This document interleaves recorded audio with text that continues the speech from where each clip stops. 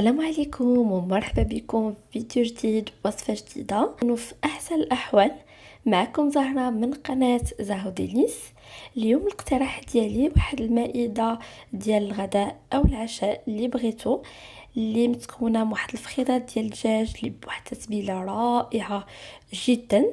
اختاريت انني نرافق الطبق ديالي بجوج ديال الانواع ديال المقبلات الدافئه اللي كذلك جد بسيطين وكيجيو بنينين بزاف.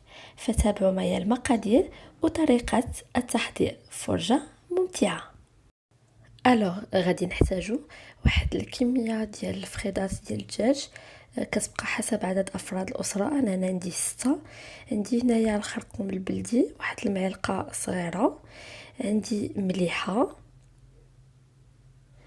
الابزار دونك قياس واحد نص معلقه، عندي هنايا توابل الكوري اللي متواجدين عند بائعي مستلزمات الحلويات وكذلك المتاجر الكبرى، واللي هما كيعطيو واحد البنه رائعه الفخيدات ديال الدجاج، كيكونوا على هذا الشكل.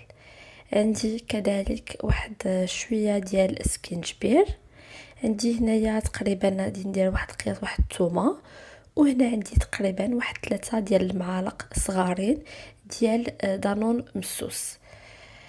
دونك اول حاجه غادي نبدا بها، غادي نبدا نشرمل الدجاج ديالي. غادي نضيف هنايا واحد المعلقه مع مراش ديال الابزار. حاولوا ما تكتوش الابزار لان الكوري ديجا كيكون شويه حار. عندي هنايا واحد المعلقه صغيره عامره ديال الخرقوم البلدي، واحد شويه ديال مليحه كتبقى حسب الذوق، وهنا غادي ندير واحد 2 المعالق صغار عامرين من الكوري. ففريمون كيعطي واحد البنه رائعه جدا. عندي هنايا سكينجبير واحد المعلقه صغيره، غادي نضيف كذلك ديك 3 ديال المعالقات ديال يوغورت اللي كيكون مسوس، وهنا غادي نضيف واحد قياس راس او ضريس كبير ديال الثومه. غادي نشرمل هاد المكونات مزيان مع بعضياتها. غادي نضيف لها شويه ديال الماء، فريمون قياس واحد المعلقه صغيره ولا كبيره، وغادي نشرملها. فكيكونوا هادو هما الفخيدات ديالي. من بعد ما شرملتهم غادي نحتفظ بهم جانبا على الاقل واحد نص ساعه ساعتين، الى ممكن يباتوا كان احسن. ومن بعد ما غادي نجبدهم غادي ندخلهم يطيبوا على درجه حراره 180 درجه حتى يبانوا لي طابو. غادي نغطيهم بورق طبخ، ورق الالومنيوم، حتى يبانوا لي طابو. ومن بعد غادي ندهنهم بزبيده ونخليهم يتحمروا. فهنا غادي ندوز نوجد المقبله الاولى. هنا عندي بطاطا اللي طلعت فيها غير الغليه، دونك خليتها بالقشور ديالها، قطعتها على هذا الشكل هذا، درتها في الماء سخون، غير طلعت فيها ديك الغليه وطفيت عليها. دونك هنايا عندي الاعشاب المنسمه او لي زيرب دو بروفونس. انا هنا كناخذ هاد لا مارك هادي، فيها زعتره، زعتر، ازير، لا مارجولين وبزاف ديال المسائل. وممكن الا ما كانش عندكم تضيفوا غير ازير والزعتر وزعتره. دونك هنا درت واحد المعلقه صغيره كتعطي واحد البنه رائعه للبطيطه، وممكن انكم ديروا غير معدنوس. غادي ندير واحد الراس ديال المعلقه ديال سكينجبير، مليحه كذلك حسب الذوق. غادي نضيف القليل هنايا من الابزار، تقريبا واحد الراس ديال المعلقه، وهنا قياس واحد المعلقه صغيره ديال البصل المجفف، ممكن انكم تستغناو عليه. دونك هنا ممكن تضيفوا حتى الثومه بودغ، انا كنفضل ندير غير البصل المجفف. هنا غادي نضيف تقريبا واحد نص معلقه صغيره ديال التحميره باش كتعطيني داك اللون المحمر الزوين، واذا كانت عندكم تحميره فومي كان احسن. دونك هنا غادي نشرمل هاد المكونات مع التوابل مع البطاطا ديالي. غادي نضيف شويه ديال الماء باش تعاوني، وكيكون هذا هو الشكل ديالي من بعد ما شرملتها. غادي نحتفظ بها جانبا وتقريبا واحد نص ساعه بيد ما شربت لي ديك العطريه، ومن بعد غادي نتلاقاو. دونك هنايا عندي الكورجيت كيف كتشوفوا، فانا اختاريت الحبات يكونوا صغارين، هما اللي كيجيو صراحه في هذه الوصفه. من الافضل يكونوا صغارين. دونك هنايا فانا قسمتها في النص. عندي واحد البصيله صغيره اللي شلطتها على هذا الشكل، واحد الكميه ديال الفرماج. انا هذا الفرماج الاحمر ممكن انكم ديروا جبن الموتزاريلا. هنا عندي التوابل او اعشاب المنسمه، ممكن انكم تعوضوهم غير بمعدنوس، مليحه، الابزار. وبالنسبه للبيشاميل عندي واحد المعلقه كبيره ديال الدقيق، معلقه ديال الزبده، وواحد ربع لتر ديال الحليب. اولا غادي نبداو نخويو هذاك القلب ديال الكورجيت بهذه الطريقه هذه. حاولوا انكم تخدموا بشي شويه باش ما كتهرش لكم الكورجيت من الجوانب. وكيكون هذا هو القلب ديال الكورجيت ديالي اللي غادي نقطعو طريفات صغار بحال البصله. وهادو القوالب ديالي اللي كيكونوا خاويين من الوسط. فهنا في واحد المقيله غادي ندير واحد قياس واحد 2 المعالق كبار ديال الزيت البلديه. غادي نضيف ليهم البصيله ديالي اللي غادي نشحرها حتى تنزل ليا مزيان في المقله. ومن بعد غادي نضيف ليها هذاك القلب ديال الكورجيت اللي خويت واللي قطعت دي مورسو صغارين. فمن الاحسن تقطعوا مرصوات صغارين بزاف باش كومصا في التماره ديال الكورجيت كيجي داكشي منظم.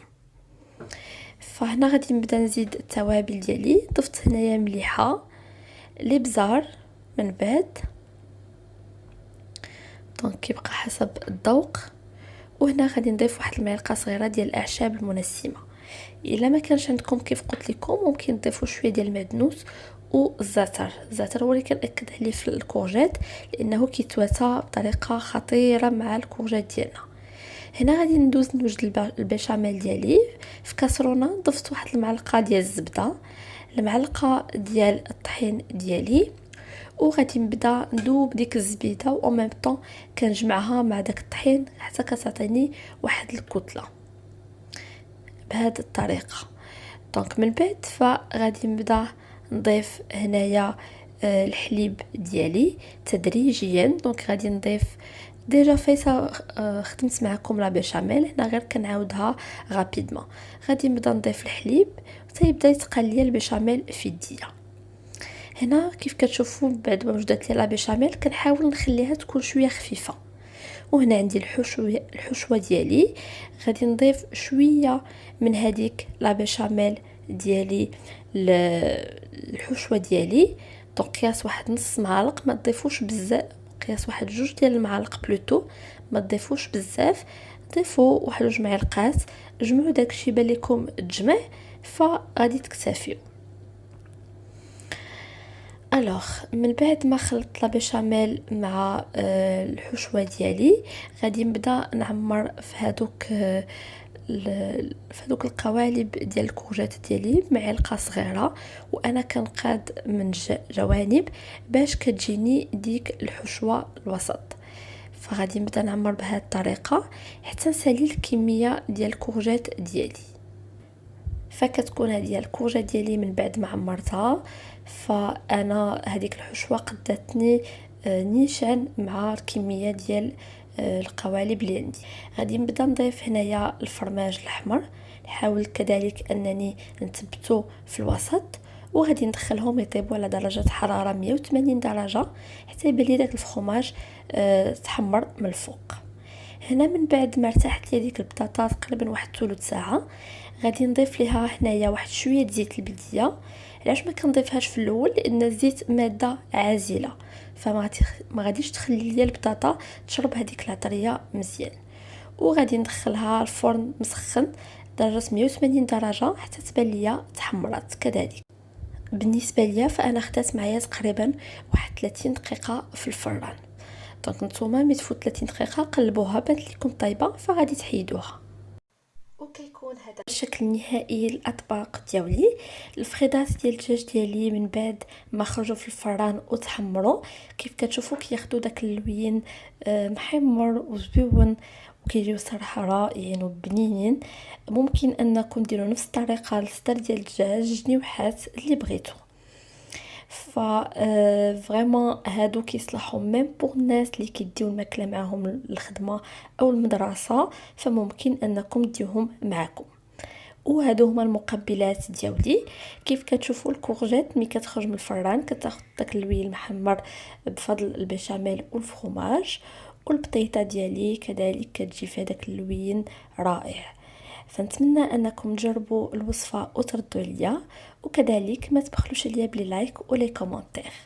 بالنسبه للناس اللي عاد التحقوا القناه، المرجو الضغط على زر الاشتراك وتفعيل الجرس باش يوصلكم الجديد. والى فيديو مقبل ان شاء الله. دمتم في رعاية الله.